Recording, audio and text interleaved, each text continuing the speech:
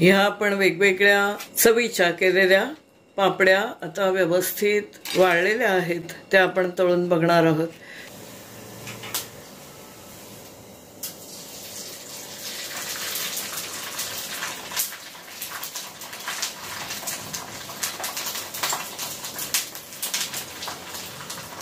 आपण बघू शकतोय की हा जो बटाटा घातलेला आहे तो असा वेगळा छान डिझाइन म्हणून पापडीवर दिसतोय।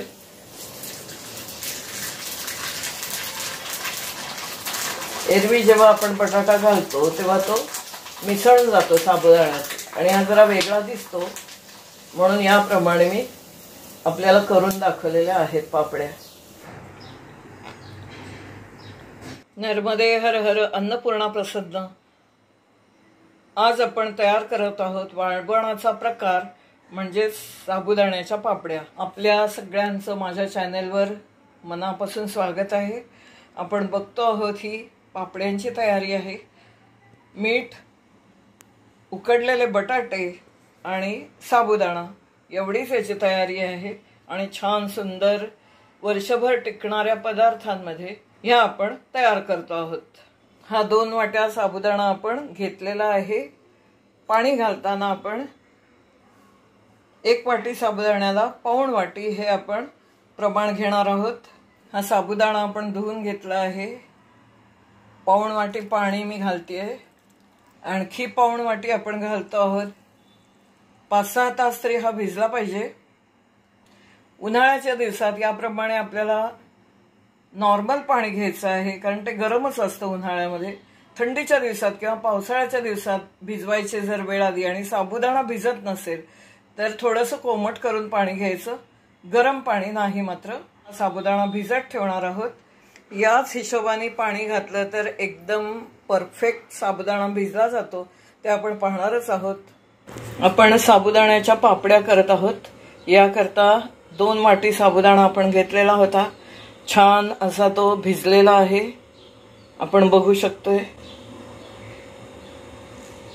एकदम छान शिजणार आहे। उकडलेला बटाटा घ्यायचा आहे, पण तो आधी उकडायचा आहे, आयत्या वेळेला नाही। ही खसखस खूप छान चव येते आणि जिरं वेगवेगळेही आपण करू शकतो किंवा सगळं एकत्र करून सुद्धा आपण करू शकतो, आपल्या आवडीप्रमाणे ते करायचं आहे। जिरं घातलं तर त्याचा एक रंग येतो पिवळा, तो नको असेल तर एकदम पापड्या घालायच्या वेळेला जिरं घालायचं। आता ह्या पातेल्याचंच आपण प्रमाण ठरवणार आहोत। पाणी घालत असताना साबुदाणा काढून घेऊया एका पातेल्यामध्ये।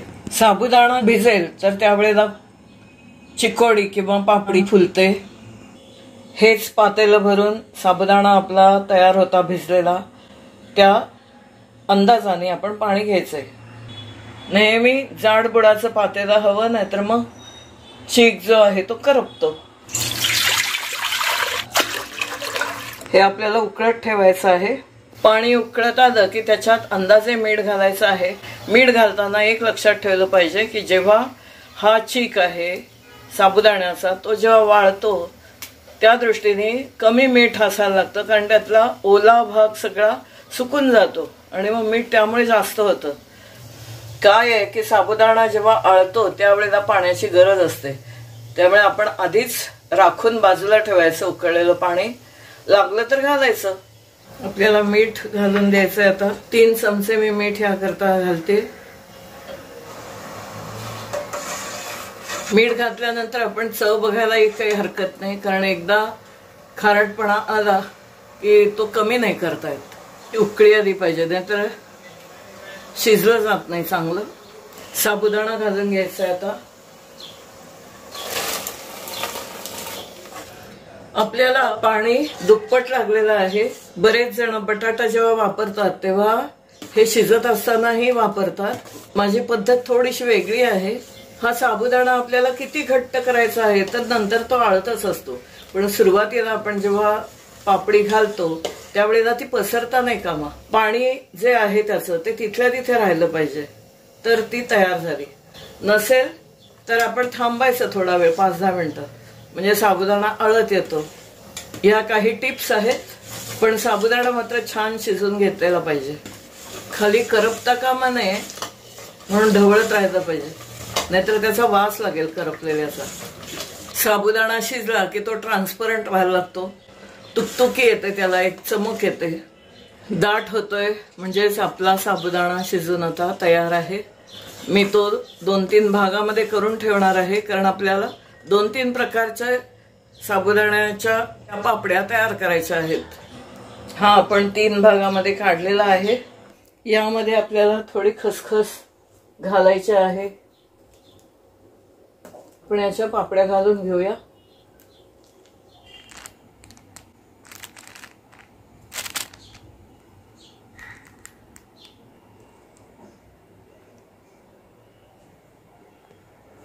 यामध्ये बटाटा वरून मी याच्या किसून घालणार आहे.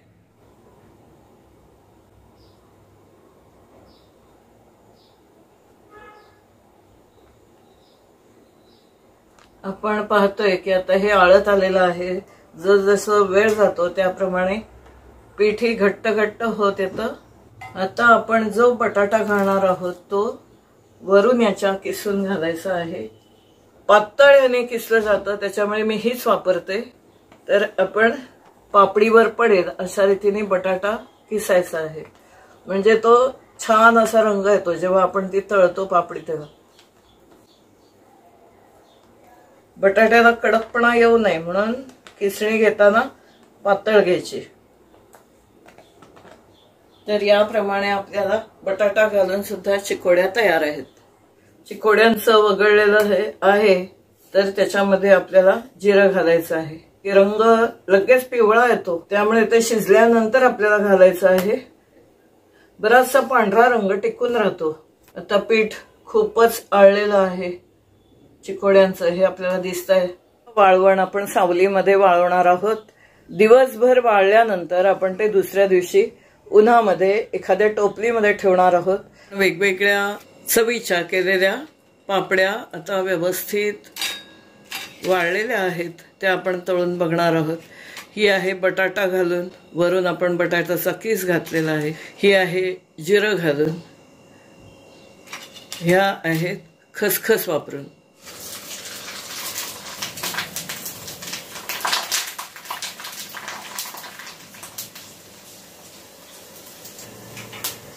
खसखशीची केलेली ही चवच तुम्हाला कळेल.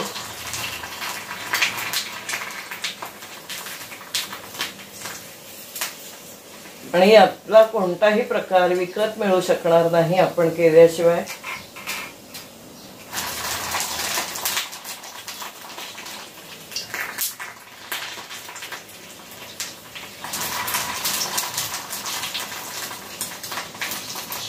पापडीला खसखशीची चव खूप छान लागते, तेव्हा ती आपण घरी केल्याशिवाय आपल्याला मिळणारच नाहीये.